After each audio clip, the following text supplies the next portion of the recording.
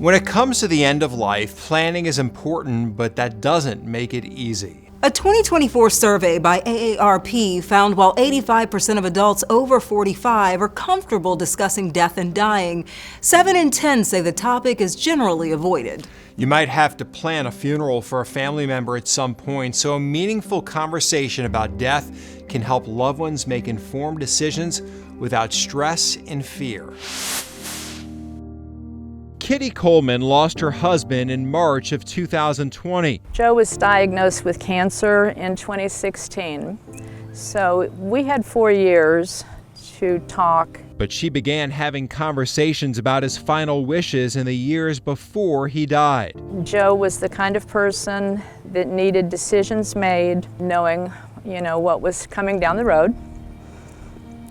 I, on the other hand, had to awaken to a pot of coffee and a box of tissue. That was the only way that he could get me to sit down and have these conversations. The website Trust and Will echoes Kitty, saying it's important to prepare for the inevitable. It's even more essential, like in Joe's case, if you're facing a terminal diagnosis. Trust and Will suggests that during end-of-life conversations, you make direct eye contact with your loved ones. Remain compassionate but firm.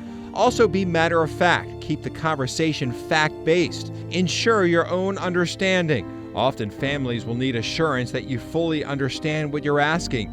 And finally, give your loved ones time. Stuart Grant with Evergreen Burial Park in Roanoke, Virginia agrees. The more time you have to discuss your wishes, the easier it is for everyone. Well, doing it ahead of time, there's no stress. You can have a clear head and think about things that you want to do and mull it over for a few days or a few weeks, but there's no time frame, and when someone passes, it has to be done within the next day or so to have everything prepared for the service. As for Kitty, she admits those conversations with her husband were emotional, but she's glad she took the time to listen. Have the conversations now. You're also honoring the wishes of your loved ones.